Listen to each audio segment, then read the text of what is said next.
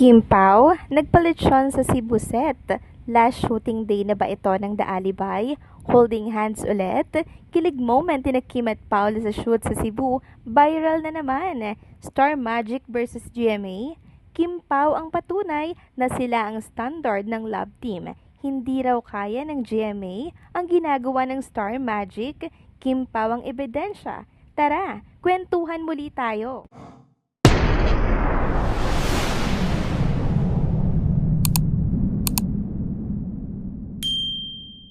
Hello mga ka-trenders! Welcome back muli sa ating channel. Kung bago pa lamang kayo dito, huwag nang kalimutang mag-like, mag-subscribe at i-hit na din ang bell notification para lagi kayong updated sa mga balitang trending at napapanahon.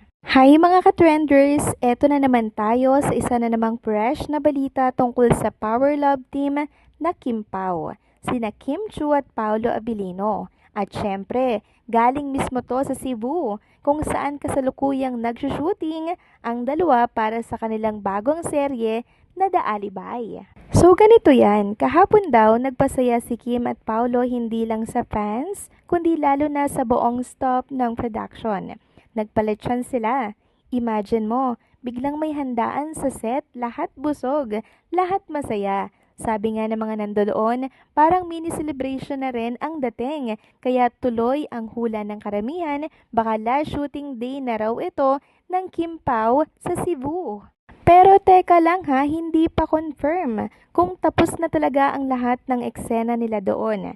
Baka naman may espesyal lang na occasion ang production, kaya nagpakain ang dalawa. Ang malinaw lang, sobrang natuwa ang buong team. Bonding, kainan, tawanan, kompletong vibes ng isang selebrasyon. Ngayon, kahit may handaan, may ilang department pa raw sa production na gagalaw pa sa mga susunod na araw. Tuloy pa rin ang trabaho ng mga driver, utility at iba pang staff. Pwede kasing may mga kuha pa na gagawin, like establishing shoots na mga lugar o eksenang hindi nakasama sina Kim at Paolo, kaya kung last day man nila, hindi pa totally tapos ang buong shoot. Ang isa pang interesting detail, yung temple kung saan sila nag-shoot, maaga raw ipinasara sa mga turista. Imagine, 2:00 pa lang ng hapon, sarado na agad para makunan ang mga eksena ng serye. Pero, obedient naman yung mga bisita. Yung iba, kahit hindi makapasok, naghintay na lang sa malayo, hoping na kahit papaano masilip sina Kim at Paolo Kiligols, di ba? Kahit glimpse lang, kontento na. At eto pa, yung viral photo na holding hands sina Kim at Paolo, ayon sa mga source, hindi raw yun kuha nitong linggo, nakunan pa daw yon last week. Kaya lalo pang napakilig ang mga fans. Kasi parang proof na hindi lang sa harap ng camera, sweet ang dalawa. Natural na natural lang sila kahit nasa paligid ang production. Sa social media, iba-iba ang reaksyon ng mga netizens. Yung iba, kinikilig to the max. Yung iba naman, curious kung ano na nga ba talaga ang real score ng dalawa.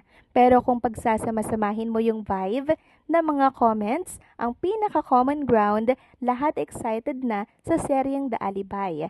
Ramdam mo yung anticipation, yung eagerness ng fans na makita na on-screen ang chemistry ng Kim Pao. Kaya masasabi natin, kung sa likod ng camera pa lang ang saya na ng samahan, paano pa kaya kapag napanood na natin ang mismong kwento sa TV? Ang lakas ng hatak at obvious, nakasado na ang lahat para sa isang malupit na pasabog. At yan ang latest chika muna sa Cebu, mga ka-trenders. Kim Pao pa lang ang dami ng kwento. Paano pa kaya pag lumabas na ang buong The Alibay? Next topic naman tayo mga ka-trenders. So ayan, nakita nyo ba itong post tungkol sa Kim Pao at comparison sa GMA at Star Magic? Ang point daw kasi, hindi raw kayang gawin ng GMA yung ginagawa ng Star Magic sa mga artista nila. Example na lang sina Kim at Paolo, binibuild up nila na parang the next big thing. Kaya sobrang na-excite yung fans. Ngayon, gets ko yung point pero babes, iba ang case ng Kim Pao. Hindi sila basta bago lang na pinupush. Hello, 19 years na silang pareho sa industriya. Kim and Pao are already proven individually. Solid na yung career nila. Matagal na silang nagsashine on their own. Kaya nung pinagsama sila, mas lalo pang naging powerful yung partnership. Kaya yung sinasabi ng iba na wala naman talaga, medyo mali yun. Kasi obvious na effective sila. Kita mo nga, pati bashers, hindi mapigilang mag-react. Actually, Kim Pao is the standard. Hindi lang ito basta kilig-kiligan. May chemistry sila na natural. Hindi pilit, tapos back up pa ng professionalism at experience nila. Kaya kahit casual viewers na hindi funny, nai-engage din. Kaya yung sinasabing hype lang sila, nako, obvious na hindi totoo yun. Pero syempre, hindi mawawala ang mga bashers. May ibang fans dyan na todo banat kay Kim at Pao. Kahit yung idol nila, mismo, wala pang nararating. Imbis na tulungan nilang gumaling yung idol nila, inuuna pa nilang mang-down ng A-listers. May iba pa na consistent bashers, hindi lang kay Kim pati sa ibang artista na malapit sa kanya. Parang hobby na talaga nila ang manira kaysa magsuporta. At eto ang masasabi ko, kung magko-comment ka about big artists, like Kim and Pao, siguraduhin mong may facts ka. Kasi kung puro haka-haka lang at feelings, nako, hindi tatagal yung opinion mo. Lalo na't solid yung fandom ng Kim Pao. Once na ginalaw mo, good luck na lang sa backlash. Kaya nga lagi kong sinasabi, kantiin mo na lahat, wag lang ang Kim Pao. Kung iisipin mo rin, may style lang kasi na magkaiba ang bawat network. Sa GMA, mas direct sila bigay ng project. Promote as is, hindi masyadong focus sa off-cam love team. Parang vibe ng K-drama. Simple and straightforward, pero sa ABS-CBN at Star Magic, talagang international yung build-up. May narrative, may kilig, may investment sa chemistry. At sa kaso ng Kim Pao, effective talaga kasi may laman, may substance, at may history na parehong artista. So in the end mga ka-trenders, wag nating i-downplay ang Kim Pao. Hindi sila hype lang. They proven themselves and their tandem just leveled everything up.